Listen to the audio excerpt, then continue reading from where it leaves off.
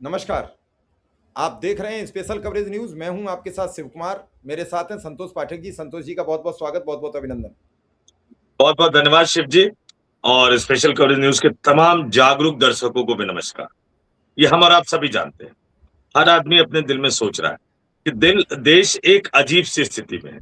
और जब देश अजीब सी स्थिति में होता है, कई तरह के क्राइसिस होते हैं, तो सबकी निगाहें, चूंकि ये कोई राजा का शासन तो है नहीं, ये लोकतंत्र का शासन है, तो लोकतंत्र के सबसे बड़े मंदिर की तरफ लगी होती है।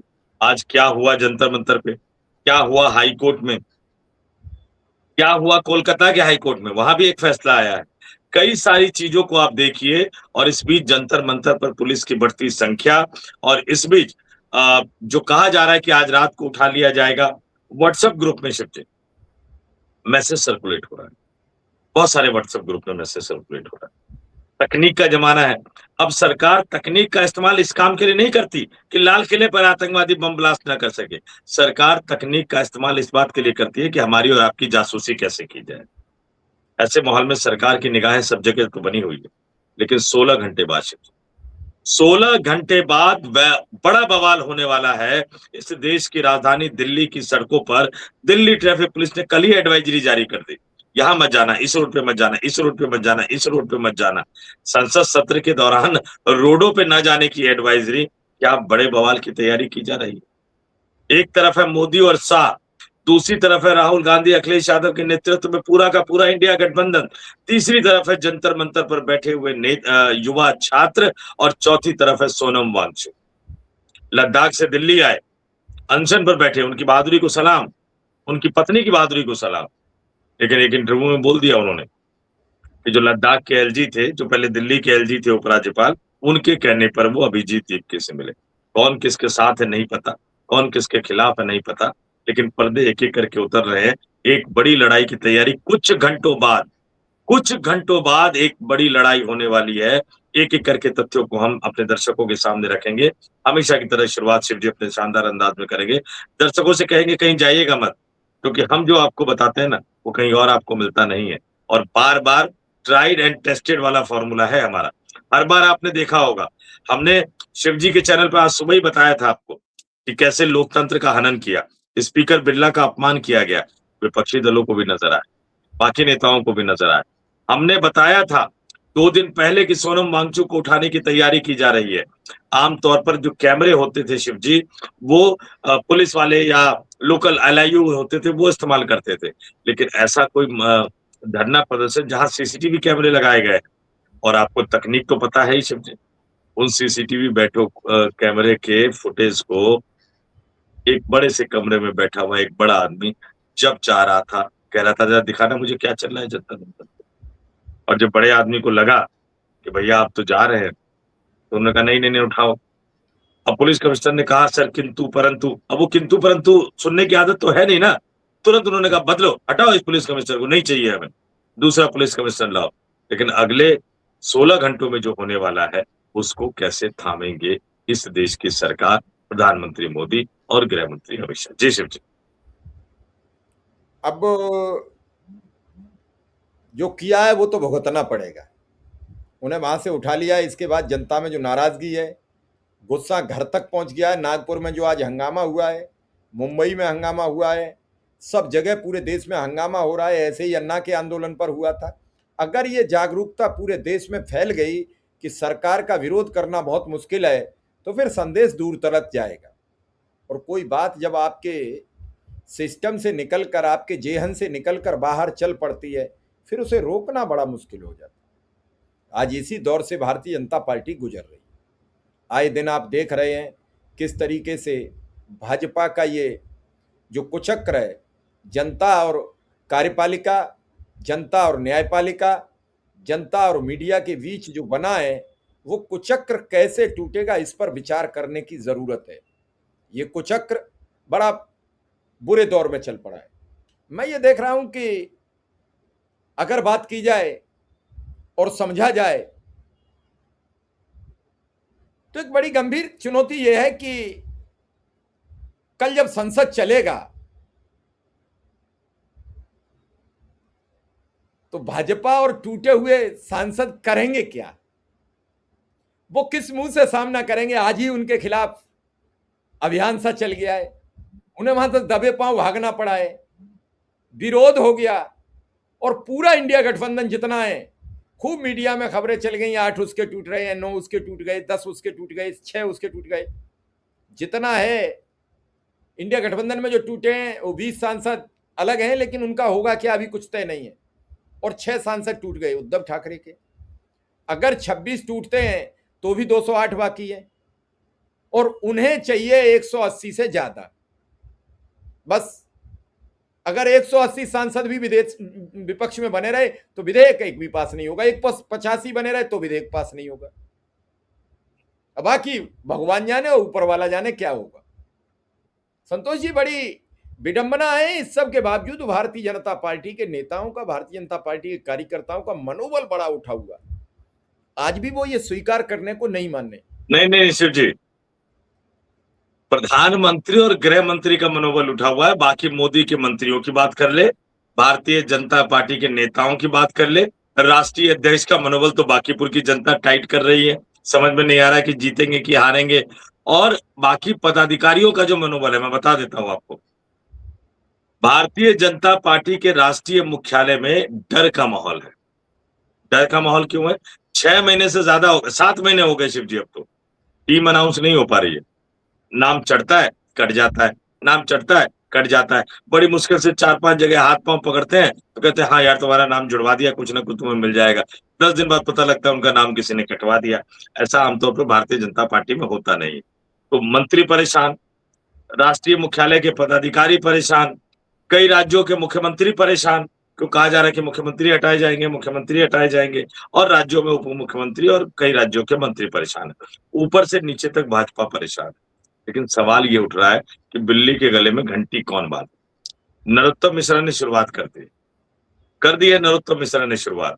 उसके बाद दतिया के क्या माहौल है अभी हमें देखना पड़ेगा कि क्या माहौल है, कौन जीतता है कौन हारता है। लेकिन जो बाबा उन्होंने खड़ा किया था, बाबा बागेश्वर, उन बाबा बागेश्वर के खिलाफ तमाम मीडिया किस तरह से खबर चला रही थी, हम और आप जानते हैं शिव जी। मेरे पास भी एक आया एक बंदे का कि भैया इनके भाई ने बड़ा गड़बड़ किया है, जरा चलाइए। मैंने कहा यार तुम तो पैर छूते थे बाबा के, आज तुम्हें चलाइए वाला मूड कहां से आ गया? कह रहे नहीं भैया गलत तो किया। मैंने कहा हाँ बिल्कुल सही बात है, गलत तो किया, लेकिन उसका भाई उस दिन भी गलत था जब तुम अनिल बलूनी के घर पे उसका पैर छू रहे थे। उसका भाई उस दिन भी गलत था जब तुम मनोज तिवारी के घर पे उसके पैर छू रहे थे। तब तो तुम पैर छू रहे थे। अब बीजेपी से किसी ने घंटी दबा दी है कि उसके खिलाफ खबर चलानी है। और क्यों चलानी है? क्योंकि बाबा बागेश्वर नरोत्तम मिश्रा के प्रोडक्ट है। तो क्या ये दोनों मिलकर बीजेपी को हरा रहे हैं? वहां कोई खुश नहीं है बीजेपी में। आगे कौन कब कैसे क्या बोलेगा उसमें कोई खुश नहीं है। अब ये 16 घंटे वाली बात देख लीजिए। उससे पहले थोड़ा सा दिल्ली के हाईकोर्ट का बात मैं विथ ड्यू रिस्पेक्ट करना चाहूंगा। उन्होंने कहा कि भैया ये कोर्ट में कहा सरकार ने कि आपने कहा था जान बचानी जरूरी थी इसलिए हमने किया। अब कोर्ट कह रही है कि स्वास्थ्य बिगाड़ने और डिवीजन बेंच के आदेश के कारण उनके सरकारी अस्पताल ले जाया गया है। सरकार की इस कार्रवाई को मनमाना नहीं कहा जा सकता। वांगचुन को वही दवाएं दी जा रही है जिसमें उनकी रजामंदी है। कोर्ट ने केंद्र और दिल्ली सरकार के साथ पुलिस को 3 दिन में जवाब दाखिल करने का आदेश दिया है। अगर वो उनको वही दवाई दी जा रही है जो सोनम वांगचुक लेना चाह रहे हैं, तो जंतर मंतर पे बैठे रहने में क्या दिक्कत है? एक सवाल है, मासूम सा सवाल है, मैं बहुत ज्यादा लीगलिटी में नहीं जाना चाहता। अगर सरकार ये तय करेगी कि उनका इलाज कहाँ होना है, तो व्यक्तिगत स्वतंत्रता कहाँ गई? या तो सरकार ये कहे कि हमने गिरफ्तार कर लिया है। सरकार तो ये नहीं कह रही कि गिरफ्तार कर लिया है, लेकिन उनकी पत्नी कह रही है गैर कानूनी हिरासत है। तो ये इस देश में अनोखा हुआ है कि सरकार ने किसी आदमी को उठा लिया, वो कह रहा भैया मुझे जान बचानी है, प्राइवेट में हॉस्पिटल में जाना चाहता हूँ। सरकार कह रही ना ना ना ना, तुम्हें यहीं रहना है, इसी गवर्नमेंट हॉस्पिटल में रहना है। ये शायद पहली बार इस देश में हो रहा है। बाकी जज साहब हम लोगों से ज्यादा समझदार है। अब होना क्या है? संसद भवन मार्च का ऐलान कांग्रेस जनता पार्टी ने कर दिया है। अभिजीत दीपके के अनशन का दूसरा दिन है। आज उन्होंने कह दिया कि भैया मुझे पता लग गया कि अनशन कैसे होता है। अभिजीत दीपके पहले दिन से ही कह रहे हैं कि मैं अनशन नहीं कर सकता। ठीक है, जेन जी है, युवा पीढ़ी है, जरूरी नहीं तो हर इंसान को भूख हड़ताल पे आप उतार दो। लेकिन अब संसद का मार्च का ऐलान उन्होंने कर रखा है, जो करना पड़ेगा उनको। भीड़ वहां जुटनी शुरू हो गई है। बल्कि यहां तक बता दूं मैं शिव जी, चूंकि अब विपक्षी राजनीतिक दलों को भी लग रहा है कि सरकार के गले की फांस बन रहा है, तो एनएसयूआई के कार्यकर्ता, इंडियन यूथ कांग्रेस के कार्यकर्ता, समाजवादी पार्टी के कार्यकर्ता, चूंकि उत्तर दिल्ली से सटा हुआ जो उत्तर प्रदेश का इलाका है, उसमें समाजवादी पार्टी का वर्चस्व है। ये अपने युवा कार्यकर्ताओं को वहां भेजने की तैयारी कर रहे हैं। अब जंतर मंतर में जितना छोटा सा बैरिकेड जो घेर के इनके लिए बना रखा है, अगर ये तमाम राजनीतिक दलों के कार्यकर्ता वहां पहुंच जाएंगे, जगह छोटी पड़ जाएगी और फिर वो संसद भवन की तरफ मार्च करेंगे, दिल्ली पुलिस के लिए रोक पाना बहुत ज्यादा मुश्किल हो जाएगा। चंद्रशेखर भी कह रहे हैं कि मैं भी अपनी भीड़ लेकर जाऊंगा, तो सारे सूरमा अगर वहां मौजूद होंगे तो क्या अमित शाह की पुलिस उनको रोक पाएगी? नतीजा एक बड़ा बवाल होगा। अब सीक्वेंस देखिए, एक तरफ प्रधानमंत्री मोदी अपने आवास से निकलेंगे संसद भवन की तरफ जाने के लिए, 10:15 10:30 के आसपास वो मीडिया को बाइट देंगे। उनका स्वागत करने के लिए जो केंद्रीय संसदीय कार्य मंत्री किरण रिजिजू मौजूद होंगे, केंद्रीय संसदीय कार्य राज्य मंत्री अर्जुन राम मेघवाल मौजूद होंगे, प्रधानमंत्री कार्यालय में जो राज्य मंत्री है जितेंद्र सिंह, वो उनका स्वागत करने के लिए मौजूद होंगे संसद भवन परिसर के अंदर। और दूसरी तरफ या तो कांग्रेस जनता पार्टी के युवा संसद भवन तक पहुंचने वाले होंगे, या उनको संसद भवन पहुंचने से पहले रोकने के लिए दिल्ली पुलिस बल प्रयोग कर रही होगी, यानी लठ बरसा रही होगी या आंसू गैस के गोले छोड़ रही होगी। तो लोकतंत्र के मंदिर में क्या चल रहा होगा और उसी मंदिर से 1-1.25 किलोमीटर दूर क्या चल रहा होगा। और आपने जैमर लगा रखा है, आज भी आरोप लगे हैं शिव जी की जैमर लगा रखा है, कल भी बात हुई थी कि जैमर लगा रखा था। रियल टाइम फुटेज जाएगा नहीं, मेन स्ट्रीम मीडिया उसको कवर कर नहीं रही है, लेकिन भैया रियल टाइम फुटेज नहीं जाएगा, 5 मिनट बाद तो जाएगा, 10 मिनट बाद तो जाएगा, सोशल मीडिया पर तो जाएगा। वहां से जो आधा किलोमीटर आगे आ जाएंगे, जो जैमर के प्रभाव से अलग हट जाएंगे, वो तो उस वीडियो फुटेज को वायरल करेंगे। सरकार एक बड़ी मुसीबत में है। सड़क पर युवा घेरते हुए नजर आएंगे और संसद भवन परिसर के अंदर दोनों सदनों में राहुल गांधी के नेतृत्व में इंडिया गठबंधन के राजनीतिक दल उनको घेरते हुए नजर आएंगे। मोदी और शाह के लिए कहीं बचने का रास्ता नहीं है, बल्कि राम मंदिर चढ़ावा चोरी कांड में सिर्फ और सिर्फ मोदी के लिए बचने का कहीं रास्ता नहीं है, क्योंकि अमित शाह ने अभी तक राम मंदिर चढ़ावा चोरी कांड पर कुछ नहीं बोला है। वो तो मोदी के पाले में डाल दिया है कि जाइए मोदी जी आप झेलिए और मोहन भागवत जी आप झेलिए, आप हेर फेर करके मुझे बता दीजिएगा, फिर से कोई नया ट्रस्ट बनाना होगा तो मैं अधिकारी को कह दूंगा, नोटिफिकेशन जारी कर देगा। पिछली बार भी ऐसे ही हुआ था। तो मोदी अकेले नजर आ रहे हैं, अलग थलग नजर आ रहे हैं, और सबसे बड़ी बात है जो आगे की पंक्ति में बैठने वाले मंत्री हैं शिव जी, वो सब बेनकाब हो गए। आगे की पंक्ति सत्ता पक्ष, ध्यान से सुनिए, सबसे पहले बैठते हैं प्रधानमंत्री नरेंद्र मोदी। क्या उनकी बातों पर अब लोगों को भरोसा है? उनके बगल में बैठते हैं सरकार में नंबर 2 रक्षा मंत्री राजनाथ सिंह। वो तो खुद बहुत बड़ा झूठ संसद के बोल चुके हैं। विपक्षी दलों ने विशेषाधिकार हनन का प्रस्ताव दे रखा है उनके खिलाफ। अब उसी अगली पंक्ति में तीसरे नंबर पर बैठते हैं अमित शाह। पिछले कुछ सेशन से हम देख रहे हैं कि जब जब मोदी फंसते हुए नजर आते हैं, अमित शाह बिल्कुल चुप हो जाते हैं। वो रस्म अदायगी के लिए लोकसभा में आते तो सही है, लेकिन फिर अपने चैम्बर में जाके बैठ जाते हैं। उनके बगल में चौथे नंबर पर बैठते हैं नितिन गडकरी। अब उनको मैं सड़क परिवहन मंत्री कहूं कि एथेनॉल मंत्री कहूं कि पेट्रोलियम मंत्री कहूं, पता नहीं कौन सा मंत्री कहूं, लेकिन उनकी विश्वसनीयता भी घेरे में है। तो सत्ता पक्ष में जो पहली पंक्ति में जो सांसद बैठते हैं, नेता बैठते हैं, उनकी विश्वसनीयता खत्म है। और दूसरी तरफ विपक्ष की तरफ पहली पंक्ति में कौन बैठते हैं? एक तरफ राहुल गांधी, दूसरी तरफ अखिलेश यादव, और अगली तरफ ममता बनर्जी के सांसदों की संख्या कम तो हो गई है, लेकिन फिर भी अभिषेक बनर्जी तो बैठते हैं। हाँ, कल लोकसभा बदली बदली नजर आएगी। क्यों बदली बदली नजर आएगी वो भी बता देता हूं मैं। उद्धव ठाकरे की पार्टी के 6 सांसद जो एकनाथ शिंदे की पार्टी में गए थे, वो स्पीकर ने उनको मान्यता दे दी है, तो वो 6 सांसद अब अपोजिशन बेंच की बजाय सत्ता पक्ष के बेंच की तरफ बैठे नजर आए। एक और बात, डीएमके जो है, पहले वो कांग्रेस के साथ बैठी नजर आती थी, डीएमके ने कहा कि हमें अलग बैठने की व्यवस्था कीजिए, तो उनके 22 सांसद अलग बैठे हुए नजर आएंगे। एक और, ये बड़ा अजीब सा फैसला दिया है स्पीकर ने कि जो तृणमूल कांग्रेस से अलग होकर 20 सांसद अलग हुए, उनको अपने अलग दल एनसीपीआई में चले गए, वो अब मान्यता आपने नहीं दी। आपने अपने रिकॉर्ड में अभी तक उनको टीएमसी का सांसद ही माना है और उनका नेता अभिषेक बनर्जी को ही बना रखा है।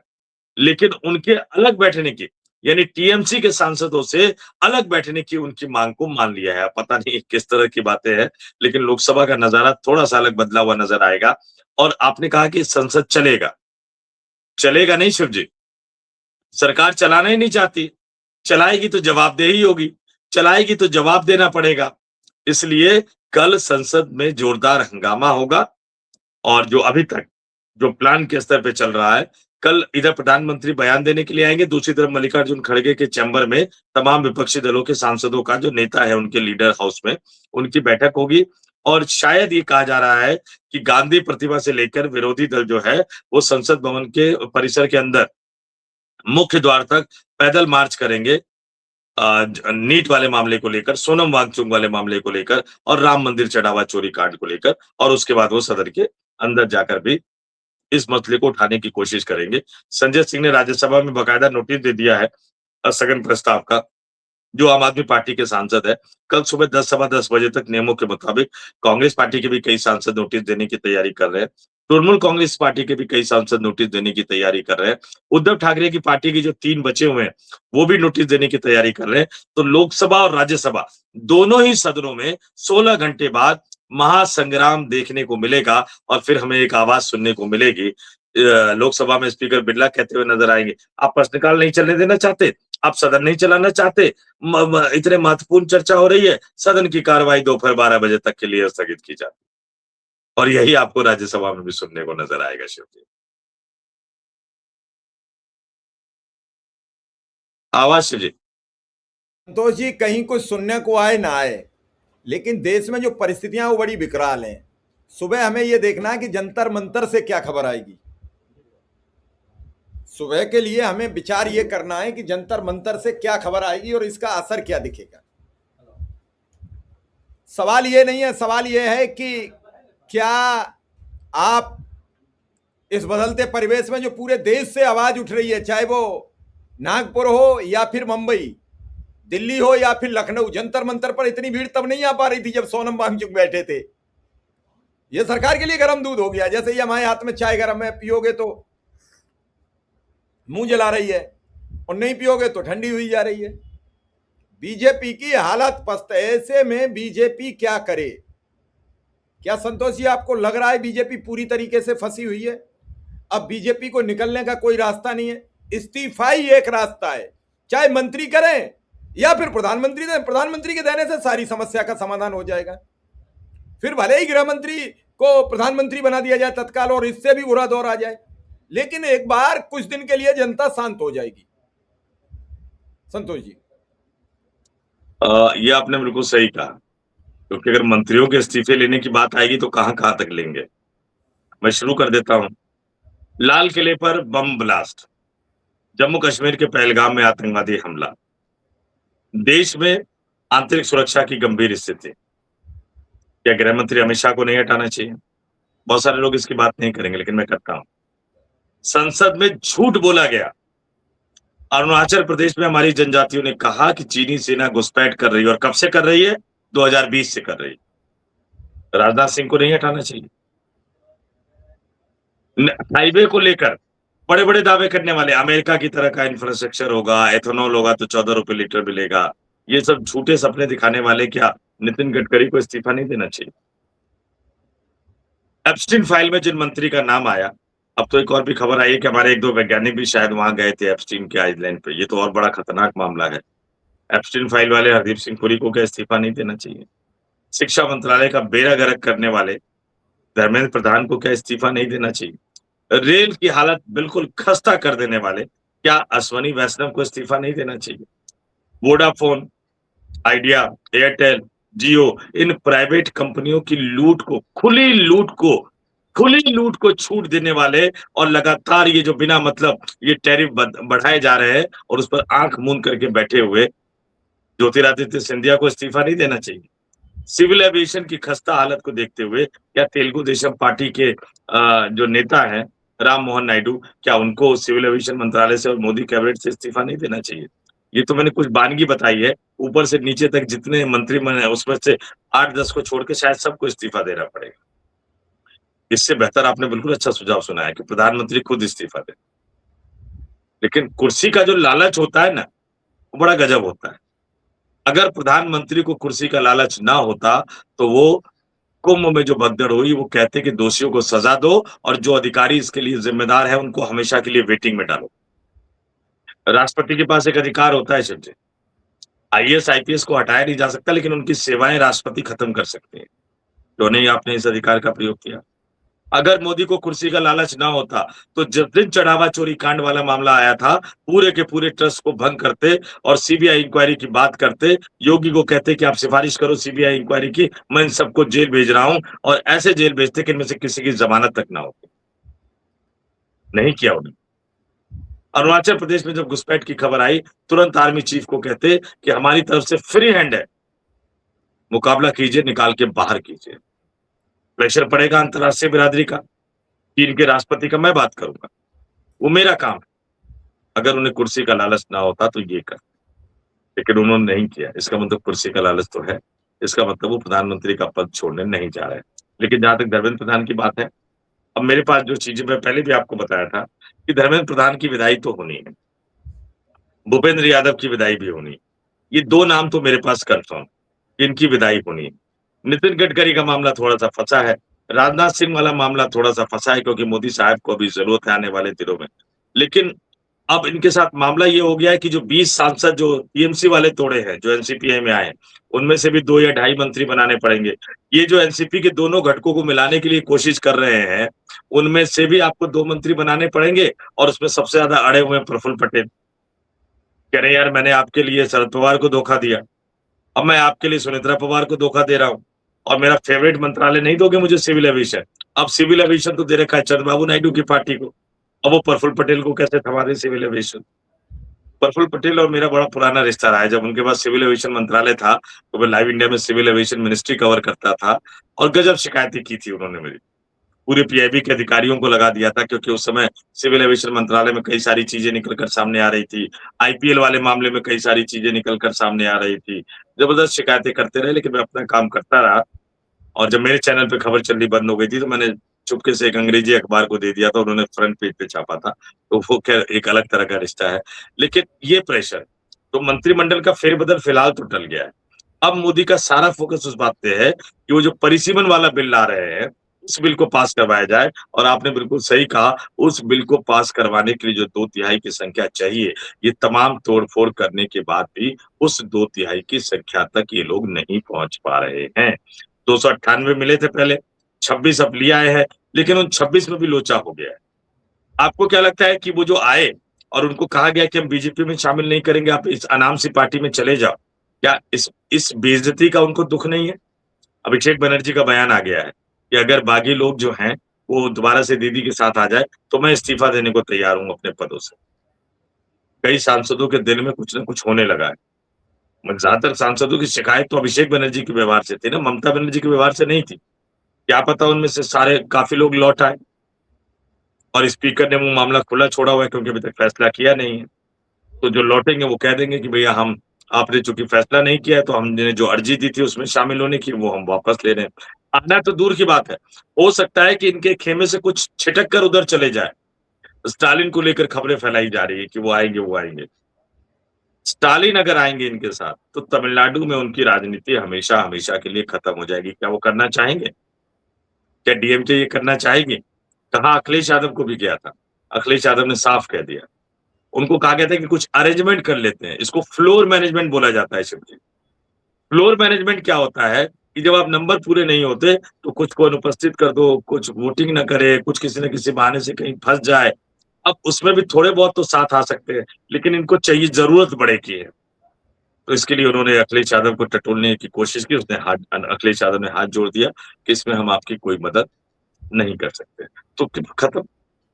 अगर स्टालिन और अखिलेश यादव में से किसी ने मदद नहीं की, तो मोदी साहब का ये सपना टूटेगा। और इसलिए मैंने कहा 16 घंटे बाद दिल्ली की सड़कों पर भी संग्राम दिखेगा, दिल्ली के देश की राजधानी दिल्ली की संसद में भी संग्राम दिखेगा, और दोनों सदनों लोकसभा और राज्यसभा में भी संग्राम दिखेगा। हमारे दर्शक जरूर देखें, कल का दिन बहुत खास रहने वाला है इस देश के लोकतंत्र के लिए। सच्ची चलिए, अब इस खबर को यहीं विराम देते हैं और देखते हैं कि लोकतंत्र में क्या खास रहेगा और क्या नहीं।